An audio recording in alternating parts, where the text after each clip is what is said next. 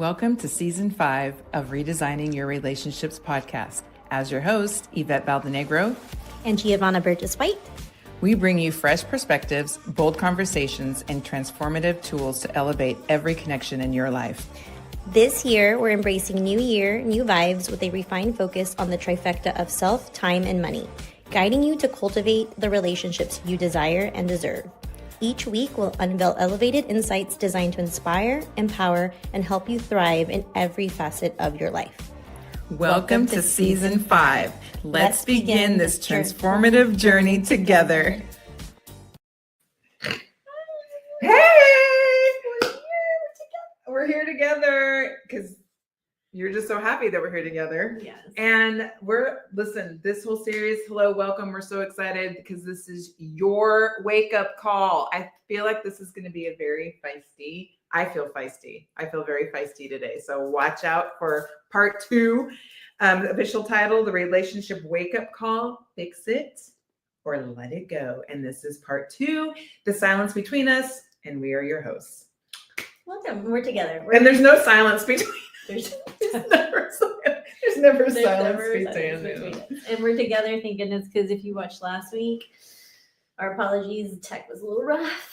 I had a early shipment of my new bed, but we're here and we're part 2, and then next week will be part 3. So go back and listen, or if you just want the quick notes, just go look at anywhere you're watching, because we have all that there. So yeah, let's get started. All right. So we're going to be talking about part 2. If there's one word you're going to hear 5 million times today, it's the C word, and not the bad C word, but the good C word. Communication is key. And if you've been listening to us, you know that Gio and I always talk about in relationships, intimate relationships, more importantly, the top 3 things that separate people are money, sex, and the breakdown of all those, and communication. Yep. I feel like every conversation we have with any relationship, it's communication. It doesn't matter if it's your kids, your partner, your best friend, your team, your boss, your dog. Yeah. And here's the simple reason why. I am Yvette. Gio's Gio. Yvette comes as Yvette. Gio comes as Gio. I have my little bubble. Gio has her little bubble. When we connect and are talking, those little bubbles come together. And that's where the fun little stuff happens, because guess what? My perspective is not her perspective, because we're totally 2 different people. And what is it going to take for us to understand really great listening skills, but communication? I'm going to do this today. Hold on. What are you going to do today? Let me see if this works better. Oh, I like that. Ooh. I'll just move it. Just because we're talking a lot. It's okay if my face gets cut off. I'll just go random. I know. Okay. So the first, I guess we're just going to dive into it. Let's dive into it. The key signs of communication breakdowns, these are the top 3 that you're going to notice in your relationship right away. Oh my God, repetitive arguments. When these came up, I was just like, I think I have 1,000,001 examples of every type of relationship. I think this is just human nature. I don't know why it's like, because we don't listen. We don't listen. We have to prove our point. Mm-hmm. No, I got to say it one more time. You didn't hear me the right way. And how about this one? Then the other person, I'm not going to really let that go. I'm telling you I'm letting it go, but I'm going to hold on to it. I really didn't release it. Forgive you. And it's stuck in the back of my head. So I don't even care if I asked you to dump the garbage. I'm still going to argue with you about the fact that I asked you to feed the dog and you didn't, even though it has nothing to do with the garbage. Yep. Some reason. Just like piles on. Woo, yes. And we don't go back to the root problems, and then we just mask them.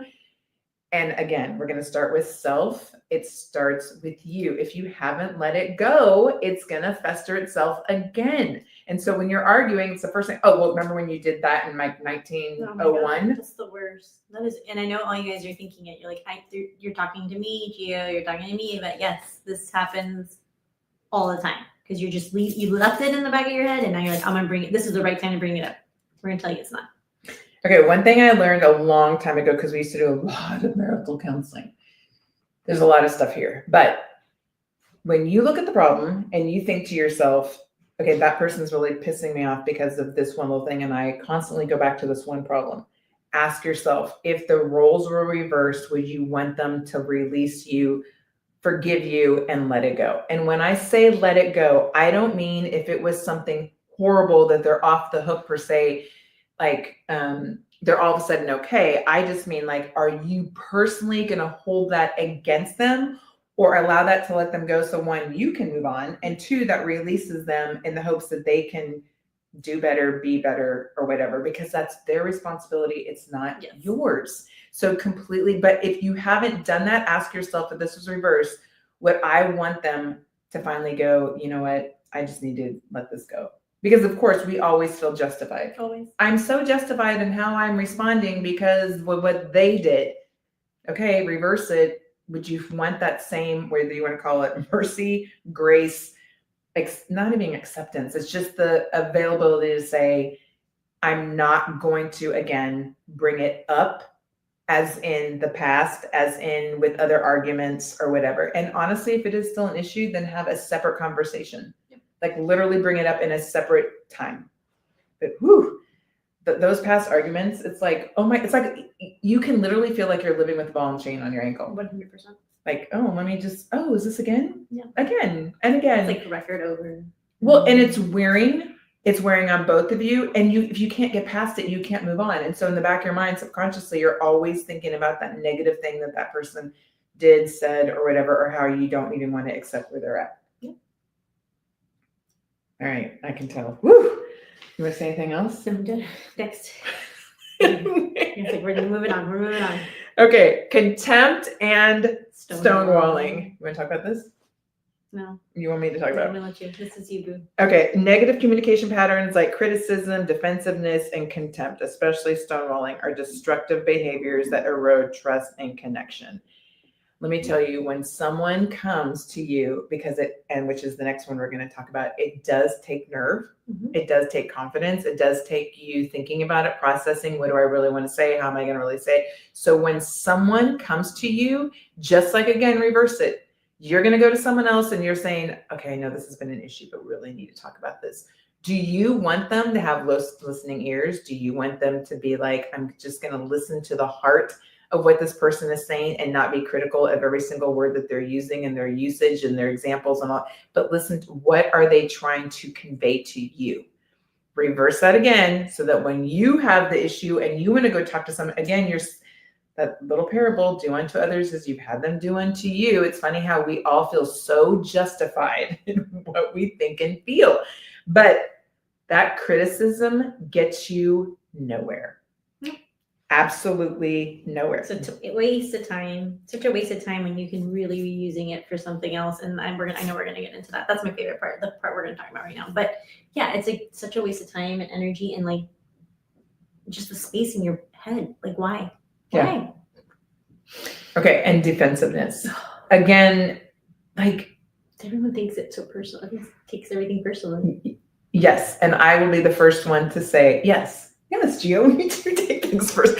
Absolutely. But that defensiveness, I cannot tell you, working on that, it's like these blinders just come off, because if you can step out of yours, like be in that moment of like, there's two people in this little circle arguing, right? If you can almost take that bird's eye view from above and look down at the two of you, one, you'll get a good laugh, but two, you start really thinking to yourself, like, okay, how am I responding? What kind of attitude am I having? Am I conveying the right things? Who am I being? And if I'm being defensive, ask yourself why. What about the scenario is making me, allowing me, or I'm jumping into, again, depending on how you're looking at it, being so defensive? Mm-hmm. Again, what is that going to get you in the long run? Nope. It really doesn't. It's a lot of work. That is where the work is, and it's not easy. But I promise you, it's also like the feeling inside. Your temperature is rising. I'm sure your blood pressure. It's your blood pressure, but it's like, look what you're doing to yourself instead of just saying, you know what, this is why our book, the Let Them book. I love that because it's taking the time to really talk to yours. You need to talk to yourself and understand the whys before going into what we're going to talk about 3 is having the real conversations. Like people don't want to have those. It's so crazy. I'm like, that's really the solution. And people react off of emotion, and depending on your communication style too, that is one of the worst places to be, because you are just literally firing out things that are coming out of your mouth based on an emotion and reacting in the moment versus saying, I hear you and I'm going to take some time. Because I think, especially since we've been reading this book for, I feel like now for the past 3-4 months, wow, time is on your side, and it really does make you go back and go, why was I making such a big deal about something, or why was I being so defensive? And really, now that I'm seeing whatever, if it was an obstacle, a challenge, the conversation, what I wasn't paying. The number one thing is you probably weren't paying attention, and this isn't just for guys. Mainly guys, but this is for women too. We're so stuck in the day and the doing, and sometimes we think we're receiving. We're not.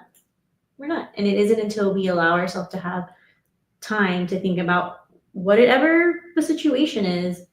I would say 9 out of the 10, it's really not that big of a deal. And avoiding the conversation, it just drags. And all of a sudden it's like, what were we mad at? Which is why I think our relationship is so great. I don't ever think we really had to drag down. No, but here's the knock on wood. Yeah, no, but I don't think we will, because it again, we're teaching what we say we do. Well, we're also extremely communicative, so I think each other knows when the other one goes, uh-oh. But it goes back to all the things we teach, the 5 love languages, how you communicate, how you communicate, how I communicate. But this is, imagine that's just us, and it's our partners, and it's our kids, and then it's our friends. It's like, that's a lot of work. Most people are like, well, I don't want to do that work. Well, if it's a relationship that's important to you, I tell you what, you need to put in the work, and you need to understand. Like, even with the Enneagram, there's so many like tools and resources, but people don't want to do it. They want if it's not my way, it's the highway. And you're wrong, I'm right. So that's not how that relationship works. No, and you'll take that to your next relationship, by the way. So don't think that that's just going to go away. Yeah. Okay, then other thing to avoid, number 3, the key signs of communication breakdown, which all of you probably already know, is the avoidance of a real conversation. Just flat out avoiding it, which goes into partners ignoring each other, not even paying attention to the warning signs or what's going on. And this is what happens over time, which is really the hard thing. Over time, you are completely breaking down your trust, your communication, and your connection. And again, it's like you have a barrier and a support system or something that protects your relationship. When those things start to break down, that's where attitudes come in, other people come in, other situations come in, other feelings, thoughts, and emotions. And now you've kind of taken resentment, you've taken down that barrier, and you're starting to let things come in and affect you instead of keeping that safety guard up for the two of you, so that, you can have disagreements in this water. Just don't open up the gates to allow other things to influence in a negative way what's really going on. And back to what a waste of time and energy and mental, physical, emotional drainage of just saying, you know what, after you've processed and giving yourself time, let's just have the conversation. And it's crazy because when we do this, when our clients do this, when we teach this, even with just boundary setting, the other person in the calm state, not reacting, is like, I didn't know that's how you felt, or I had no idea. It's like really breaking it down to, you weren't communicating. This is what I thought you were feeling. So I thought you may have said a few things that you weren't supposed to, but I think it's important to just not avoid it, to go ahead and do it, and then learn from that, because each time there's a situation and there's a challenge, it's just going to get easier to talk about. And we talked about that with money and sex, how hard it is for couples to talk about that, or just society in general. But the sooner we get more comfortable with doing it, then you look at it and go, well, why can't we talk about that? Why can't we talk about sex? It's something that happens. It's natural. It's all the time. Why can't we talk about money? I don't know anybody that's not really working. Like, we're making money, like, right? And we want to have better lives, and we want to leave generational wealth to our kids. I'm like, so why aren't we talking about these things? This is the same thing. It's like, don't avoid it, but don't do it on your time. That's the thing. You got to do it when the time is right for both of you. And that may not be what you want, and that may not be what I want, but we need to respect that if that relationship is important. And again, 9 out of 10, if it's a relationship that you want to be part of or be in, you're both going to make the time, and I don't say sacrifice. You're both going to allow the time to process, and then say, you know what, let's go ahead and have the conversation. And then again, it just gets easier. Okay, so all 3 segments, the initial title is the relationship wake up call. Are you going to try to fix it or let it go? Right. So the questions that were brought to our attention definitely, I feel like, revolved around, is this a fix it kind of thing or a let it go? First of all, I just want to say we are going to have our opinions, but those are our opinions. Yes. We don't know your situation. Like, we don't know what, right? We don't know all the facts. This is just a general question that we're generally going to answer. But in the big scheme of things, when someone says, do I fix this or let this go? I don't know. This will be interesting how we answer these questions. All right, ready? Yes. All right, question number 1. We fight about the same things over and over. How do we actually resolve conflicts instead of just hitting repeat? So they're fighting all the time, same things over and over. How do we actually resolve conflicts instead of just hitting repeat? I mean, if I would say if it's the same fight over and over again, just you're doing all the things we just talked about. You're avoiding the conversation. So it's time to have the conversation, but it seems like maybe they're fighting about multiple things. We don't know the scenario, but well, let's go with this because I feel like these are going to be more geared towards, is someone thinking to themselves, do I fix this or let it go? Okay, got it. That's more intense. Yeah. Like, wow, this isn't like, hey, I asked you to pick up the kids and you're not doing it. This seems to be the same issue. This is we're going on 10 years now, and this is the same issue and we're not getting anywhere. And we're at a dead standstill of like, what the hell do we do? And honestly, I'm going to say you need outside help. Yeah, I can't answer that because it's just, if it were me in 10 years, I'd say let it go. But again, did you get counseling? Are you getting coaching? Is this something that you're like, can I take another year of this? Do I want to be here in 10 years having the same conversation? Well, you know that, but if you haven't had outside help, then that's the first step. I'd say we see. Yeah, I do, because I think that you get to a point where obviously the two of you aren't doing something right. So you need to look for other outside resources to kind of straighten you both out. And that could be the answer too, because if one partner or one person is wanting to do that and the other person isn't, then there's your answer. There's your answer. Yeah. Fix it or let it go. All right, number 2. I feel like my partner never listens to me. That is very common. Mm-hmm. How can I get them to hear me without nagging? Mm-hmm. Again, I'm going to go to the heightened. This isn't like the, I am feeling like it's like he's not listening. This is like those deep, like, hey, I've told you, like, okay, let's take a love language. Quality time. You know, my love language is quality time. I've expressed to you that I would like to spend more time with you, quality time, but it never seems like it actually happens. And I've also explained, I don't want to have to be the person making this happen. And then you feel like I'm just nagging that person all the time because it just seems like they never want to have quality time with me. I'm not going to lie, even as that comes out of my mouth, I'm like, I feel like the answer is already there because, well, actually quality time is my love language. So I would already go, if you're not wanting to spend time with me, then I'm out and you're out, because what's the point of being together, right? Again, hard questions to ask, but you really have to get a fix it or let it go really comes down to, is this really what you want, or are you stuck in a rut because you've just been in the rut over and over and over? Some things are not going to be fixed. Some people don't want to fix. Some people don't want to change. Some people don't want to get fixed. That's okay. Like, that's okay. You're going to spend the same amount of time feeling like you're nagging and having the same conversation over and over, or you're just going to have to let it go and start fresh. And now you're setting those boundaries. You have your non-negotiables. You know what you want and need. Maybe there's time that you need to spend with yourself, and again, figure that out before you're in the next relationship, because that doesn't mean that you let it go and that it's going to go with you to the next relationship if you're not willing to fix it for yourself. So again, these are like worst case scenarios. And then same thing, did you have outside help? Because if any of these don't have any outside help, that's what the professionals are there for. And again, then taking that step and both partners are invested, that's a great sign. Taking that step and one person's like, oh, I don't want to do therapy, or I'm not ready to do counseling, or what are you talking about? There's your answer. Okay, some of these I think are going to be, they now sound to me like reruns, but How do I bring up difficult topics without making my partner defensive? I honestly think if you just Googled, here's my question, I have this problem, how can I ask this in a wonderful way, or Chat GPT, they're going to give you the fluffy words to put in there, but to me, it's not necessarily, yes, you want to have the best presentation as far as like what you, I learned a long time ago that a lot of this is like how to actually make an appeal with someone. That's what you're doing when you're trying to share with someone what you think or feel, or you're like, hey, I don't like this, you like this.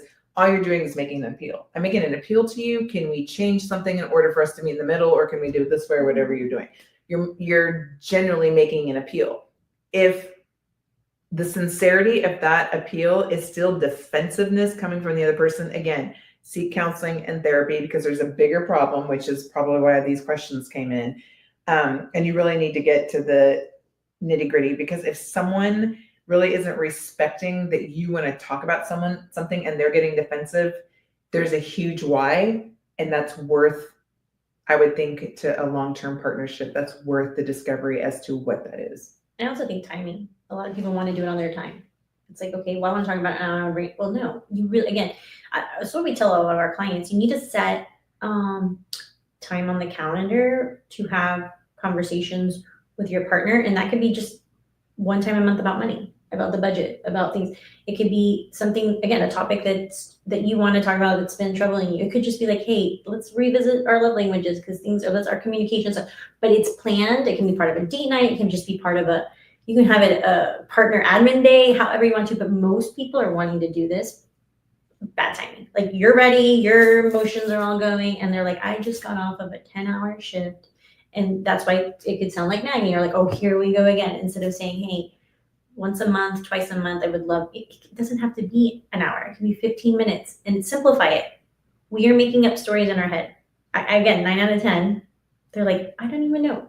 I didn't even know that's what you're thinking. I didn't know that's what you were feeling. And then you're just like, well, that's what I thought you thought that I was thinking that I was feeling. So it's like the stories that we're making up, and then we're like living out these lies, because we ask clients, did they say that? Did they say you were naive? Did they say, well, no. Well, it's probably not the right time or the place that you're having the conversations, or they're happening based off of the emotion that you're feeling at the time. Which means you need to read the book that we're reading. Because, hey, not just us. Mel can answer a lot of these questions that you're having, because she does bring this up in many scenarios. People's stages in life, your friends, your family, reacting in the moment. Even the one where she's like, just 10 seconds. Like, how many times have you responded to a text like in the moment, and you're like, gosh, we got for editing. Yeah, where you're heightened. And actually, that's going to be we're going to talk about just some strategies, and pausing is going to be one of them. Okay, let's finish these questions real quick. This one, I think this is the one that got my blood flowing. My partner shuts down during arguments and gives me the silent treatment. What should I do? Okay, well.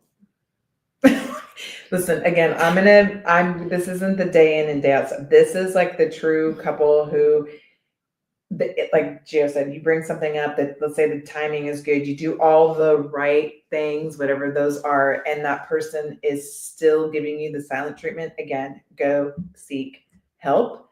And I'm just going to say, you deserve better. I just don't think that shutting down, not including someone, making them feel like they're really not part, that you're not connected over time, if that's truly someone's attitude towards you, you deserve better. And if they've gone to counseling and you've talked to them, and over a period of time, it's not getting better, they're not respecting you, you really have to ask yourself inside, is this what I want for the rest of my life? Is this how I value me? Yeah. It's like your word. And also, if you have kids, you look at what you're teaching them. Because, I mean, 9 out of 10, most of the time, our clients have children, and they're like, well, this is the norm. And then we're not breaking that. And it's work. But again, in 5 years, are you going to be like, well, he's still giving me the silent treatment? How long is too long for you? And you got to make the decision, because, again, working on yourself is not an easy place to be. But my grandmother used to say, it better be alone than in bad company. Well, yeah, 100%. I'd rather be by myself than in bad company, because I'm worth the time being by myself and learning what I want and knowing what to do, say, and be, and ask and communicate correctly in the next relationship I'm going to. And hey, if they're doing it to you, that means they're going to do it to somebody else. And it could be done to your kids. You may think, oh, this is a typical woman, and I'm putting myself in the same shoes. oh, I can't leave this person, or I can't make a change in my relationship because that'll affect the kids. Mm-mm. The kids are going to be affected. So if this person's certain behavior patterns are towards you, more than likely as the kids age and get older, that same behavior pattern is going to affect them as well. Yeah. Okay, the last question. Is it possible to rebuild communication after years of miscommunication and resentment? 100% yes. We are never too old to change. We're never too old or too long in a relationship to make changes or transformations or differences. And here's the deal. You're already changing anyway. Let's say you're 100. When you were 20, you're not the same person. Or when you're 30, 40, 50, 60, you've gone through the whole gamut of life. You're not the same person. So don't put the same expectations on someone else. They're not the same either. Give them the grace period to change too. They may have liked the color green when they were 20, but now that they're 80, they like the color orange for whatever reason. Maybe they're going colorblind, who knows? But you need to give them the grace. Oh, maybe that's why you like pink. Because I'm aging and I'm going. All right, we gotta go. We're gonna go have a communication. We're gonna go talk afterwards. I'm not gonna get defensive. No, I'm kidding. But it also that has to be, this last question has to be, you both have to be willing, because Yes. if one of you is doing all the work and trying to, it's not going to work. And it takes two people. But we've seen it. We've been there. We've seen it with our clients and our community. If both people are willing to do the work, it definitely can happen. Yeah, and on that, we're just going to give you 3 quick strategies. We already mentioned the one. You've got to pause. I swear to God, we say that in everything, but it works. If we all would just pause and breathe, there'd be less. What do they call those?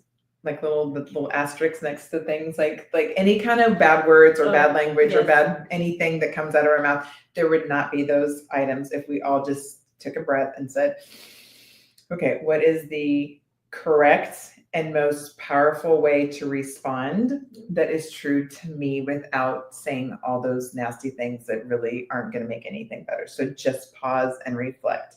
The next thing is setting boundaries. And those boundaries can morph, shape, change during time, during situations, during years, during whatever's, but you've got to have those boundaries for yourself and for together as a partner. That's why I actually like when you're in a relationship and something comes up, you're like, oh, let's check the calendar together. Because you already know what the boundary is for that other person. So it makes it so much easier when you've communicated those things. And then the next thing is create a safe space. I think this is why most people don't bring up things, because they don't have a safe space to be in. And this reminds me of something when we were in the wedding industry that I kind of got in the idea making, I guess, for clients, that I really liked it. The people that were getting married would get like a mat or a rug or whatever, and they'd put their wedding date or whatever they wanted to, and they'd have it at the ceremony. So when they said, I do, and I faithfully vow to you, and I'm committed for the rest of my life, all those kinds of things, they are saying it on that mat. They keep the mat.